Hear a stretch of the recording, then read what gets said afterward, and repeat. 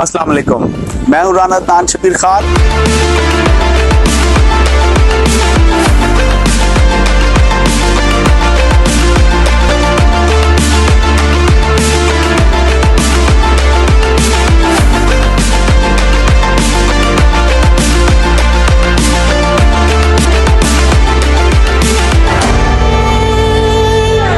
अस्सलाम वालेकुम, मैं हूँ राना तान शबीर खान और आप देख रहे हैं नवाए फिक्र। Mister justice, good to C you के जाने के बाद एक ख्याल था कि सुप्रीम कोर्ट में जो तकसीम है वो ख़त्म हो जाएगी और उसके फिर शुरू में हमें कुछ असरात भी नज़र आए। जस्टिस काजी फाइज ईसा के आने के बाद के जो बेंचों की तश्कील हुई उनको देखकर आप अंदाज़ा नहीं लगा सकते थे, एक गैस नहीं कर सकते थे कि किस किस्म के उन बेंचेस के फैसले आएंगे। मगर आज एक नया तनाज़ा सामने नज़र आ गया। जस्टिस काजी फाइज ईसा की सरबराही में सुप्रीम जुडिशल कौंसिल ने जस्टिस मज़ाहिर अकबर नकवी साहब को माली बेज़ाब्तगियों और दीगर शिकायत पर 27 अक्टूबर को एक शो कॉज नोटिस दिया था और एक डेडलाइन दी थी जो कि आज की तारीख थी कि आपने इसमें उसका जवाब देना है। मगर जस्टिस मज़ाहिर अकबर नकवी साहब ने उस शो कॉज नोटिस का जवाब देने की बजाय जस्टिस काजी फाइज ईसा और दो दूसरे जजेस पर एतराज़ात उठा दिए, जिनमें चीफ जस्टिस साहब खुद शामिल हैं और जस्टिस सरदार तारिक और जस्टिस नईम अफगान शामिल हैं। ये एक पुराना तरीका है कि जब आप किसी वजह से पकड़े जाने लगें तो दूसरों की जानबदारी पर सवाल उठा दें और असल मुद्दे से बात हट जाए और दूसरी बहस शुरू हो जाए जिसका असल मुद्दे से कोई तल्लक वास्ता ही नहीं है। इन जज साहब के अपने कॉन्डक्ट पर बहुत से पहले सवालात उठ चुके हैं।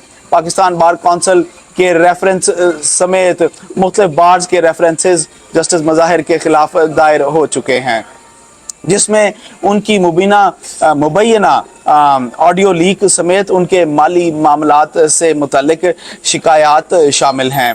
पिछले 7 माह से ये मामलात डिले का शिकार थे क्योंकि mister justice good to C you की बैकअप इन जज साहब को और सपोर्ट जो थी वो उनको हासिल थी। बहरहाल 16 फरवरी 2023 में इन जज साहब के मुतालिक 3 ऑडियो लीक्स सामने आई। उनमें से 2 साबिक वज़ीर आला पंजाब के डाकू और पीटीआई के सदर परवेज़ इलाही साहब अपने वकला के साथ जो बातचीत कर रहे थे वो थी। आइए सुनाते हैं आपको। जोजा साहब जी जी मज़ाहिर अली नकवी को लुभाना जे तो महा केस अच्छा चलो मैं आपको पैक आज वो चला जाएगा इस्लामाबाद कह रहे थे इस्लामाबाद भेज जाएंगे आज ਤੇ ਫਿਰ ਉਸ ਤੋਂ ਬਾਅਦ ਉਹ ਜੋ ਪ੍ਰੋਸੈਸ ਹੁੰਦਾ ਫਿਰ ਉਹਦੇ ਕਿਸੇ ਨੂੰ ਕੋਸ਼ਿਸ਼ ਕਰ ਲਾਂਗੇ कराओ ना ये कोशिश करो ਕੋਈ ਬਿਲਕੁਲ ਕੋਸ਼ਿਸ਼ ਕਰ ਲਾਂਗੇ ਮਜ਼ਾਹਿਰ ਅਲੀ ਅਕਬਰ ਨਕवी हाँ ठीक है जी बड़ा दबंग है हाँ नहीं है जानना तो मज़ाहिर अली नकवी के पास लगवाना है। हाँ लेकिन वो फाइल वो कर दिया इन्होंने, फाइल कर दिया सर?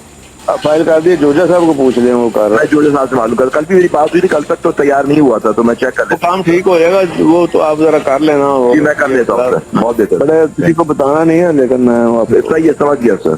अच्छा सर एक काम और है सर, अब वो परसों जो 14 तारीख को डोगर का भी केस लगा हुआ है बेंच में दोबारा सर भी नकवी साहब हैं तो वो गुलाम मोहम्मद डोगर जो सर सीसीपीओ को केस कर रहा था ना सर, आपका जो सीसीपीओ था वो भी लगा हुआ है सर परसों, क्योंकि देखिए आप क्यों नेचुरली हटा दिए गए, उनको तो रिप्लेस कर दिया, लेकिन केस अभी भी है सर, वो परसों लगा हुआ है 14 को सर। चलो मैं बात करता हूँ। जी, जो तीसरी ऑडियो है वो परवेज़ इलाही साहब जो पंजाब के डाकू हैं और उनके और खुद जिस जस्टिस मज़ाहिर के दरमियान है, आइए उसका भी छोटा सा टुकड़ा आपको सुनाते हैं। वालेकुम साहब जी अस्सलाम वालेकुम। ਕੀ ਹਾਲ ਹੈ ਠੀਕ ਹੋ ਜੀ ਮੈਨੂੰ ਬੜਾ ਅਫਸੋਸ ਹੋਇਆ ਕਿ ਉੱਥੇ ਆਪਣਾ ਮੈਂ ਆਪ ਹੀ ਆ ਰਿਹਾ ਮਮਾ ਖਾਂ ਇੱਥੇ ਤੁਹਾਡੇ ਕੋਲ ਹੀ ਮੈਂ ਆ ਰਿਹਾ ਉੱਥੇ ਪਹੁੰਚ ਗਏ ਨੇ ਪਹੁੰਚ ਗਏ ਜੀ ਜੀ ਮੈਂ ਆਪ ਹੀ ਆ ਰਿਹਾ ਉੱਥੇ ਸਭ ਕੋਈ ਗੱਲ ਨਹੀਂ ਕਰਦੀ ਕੋਈ ਸਾਰਾ ਨਹੀਂ ਕਹਿ ਰਿਹਾ ਕਿ नहीं मैं कोई प्रोटोकॉल।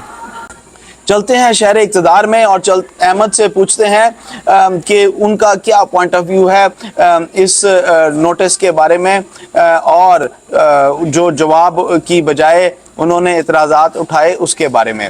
जी अहमद। जी राना साहब जस्टिस मुज़ाहिर अली नकवी ने جو سپریم جوڈیشل کونسل نے ان کے خلاف ریفرنس آیا تھا ان کو بھیجا تھا اپنی ہیئرنگ میں، اس کا جواب ابتدائی جواب بھیجا ہے، اور ابتدائی جواب میں انہوں نے 3 ججز کو بشمول chief justice of Pakistan justice قاضی فائز عیسیٰ صاحب کی ذات کے اوپر انہوں نے کوشچن اٹھایا، اور انہوں نے کہا کہ وہ ان کے خلاف باعث رکھتے ہیں، ان کے خلاف وہ جو ہے نا معاندانہ رویہ رکھتے ہیں، مخالفانہ رویہ رکھتے ہیں، یہ انہوں نے کہا ہے۔ اور دوسرا ثبوتوں کے حوالے سے بھی انہوں نے کہا ہے کہ یہ بظاہراً کوئی ثبوت نہیں ہے، ایک قسم کا جعلی فریولس جو ہے وہ کیس بنا کے ان کو بھیجا گیا ہے، اور انہوں نے یہ کہا ہے کہ یہ ابتدائی جواب ہے، مزید تفصیل کے ساتھ وہ جواب دیں گے۔ لیکن بہرحال انہوں نے 2 ججز پلس 5 ہوتے ہیں میرا خیال ہے کہ 7 ہیں، تو ان میں سے 3 ججز کے اوپر اعتراض کیا ہے، ایک چیف جسٹس اور 2 اور دوسرے جج۔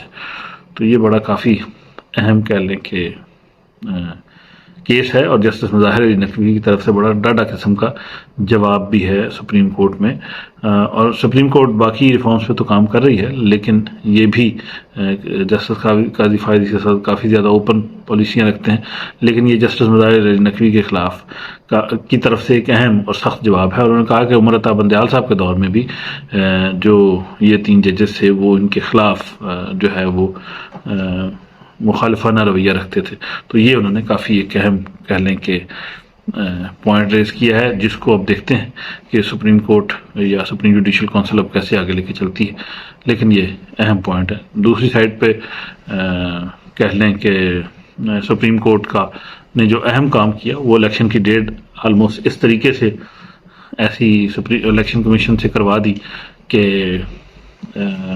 خود کروا کے سائڈ پہ ہو گئی، اور الیکشن کمیشن نے بھی اپنی طرف سے وہ ڈیٹ دے دی بجائے کہ کوئی اور محکمہ ادارہ صدر وغیرہ ڈیٹ دیتے۔ لیکن سپریم کورٹ نے جس طریقے سے اس کو پلے کیا وہ بڑا سمارٹلی پلے کیا، بڑا طریقے کے ساتھ الیکشن کمیشن کو اسٹیبلش بھی کر دیا کہ الیکشن کمیشن نے ڈیٹ بھی دے دی ہے، اور چونکہ سارے لوگ چاہتے تھے الیکشن ہو جائے، سب جان چھڑانا چاہتے تھے، سب نے کہا ہاں ہاں ہاں ڈیٹ دے دے، تو وہ ڈیٹ بھی آ گئی۔ تو یہ 2 اہم موو کہہ لیں کہ سپریم کورٹ کے حوالے سے رہی حالیہ۔ جی رانا صاحب۔ خواتین و حضرات، آج رات کو پاکستان کا انگلینڈ کے ساتھ میچ ہے۔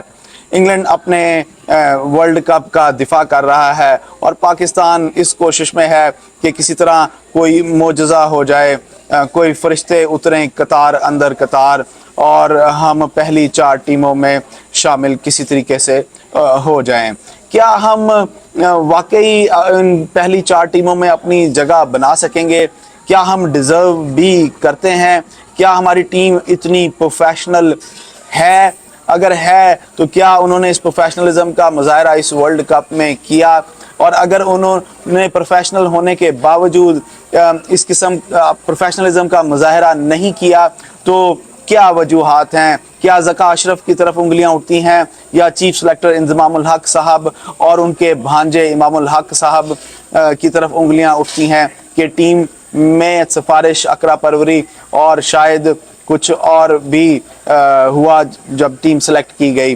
بہرحال ہم پہلی 4 ٹیموں میں جا سکتے ہیں یا نہیں جا سکتے، یہ ایک کوشچنیبل چیز ہے، کیونکہ بنگلور میں ہماری دعاؤں کے باوجود بارش نہیں ہوئی، بنگلور میں گھنگور گھٹا نہیں چھائی، سری لنکا نے نیوزی لینڈ کو ہماری دعاؤں کے اور سپورٹ کے باوجود نہیں ہرایا، بلکہ نیوزی لینڈ نے بچوں کی طرح سری لنکا کے ساتھ گیم کھیلی۔ اس کے ساتھ ساتھ نیوزی لینڈ نے ایک بہت اچھی پرفارمنس دی، اور کامیابی کے ساتھ ساتھ انہوں نے ایک بہت بہترین رن ریٹ دیا، اور اس رن ریٹ کی وجہ سے ہمارا سیمی فائنل میں پہنچنا تقریباً ناممکن ہے۔ تقریباً کیا ہے ہی ناممکن، ابھی اب آپ کو پتہ چل جائے گا۔ بہرحال جس طرح اس وقت پاکستان کا سیمی فائنل میں جانا تقریباً ناممکن ہے، اسی طرح جسٹس مظاہر نقوی صاحب کا احتساب بھی ناممکن ہے۔ پاکستان کا احتساب کا نظام خود احتساب مانگتا ہے۔ ہمارے جوڈیشل سسٹم کو ایک کیمو تھراپی کی اشد ضرورت ہے، جو مستقبل قریب میں مجھے تو نہ تو کرکٹ میں ہوتی نظر آ رہی ہے اور نہ ہی ہمارے جسٹس سسٹم میں ہوتی نظر آ رہی ہے۔ بہرحال ہم پھر بھی امید کا دامن امید کا ساتھ نہیں چھوڑیں گے اور شجر کے ساتھ پیوستہ رہیں گے اور امیدیں بہار رکھیں گے۔ میں آپ سے اجازت لوں گا۔ اللہ آپ سب کو آسانیاں نصیب فرمائے اور آسانیاں تقسیم کرنا نصیب فرمائے۔ السلام علیکم۔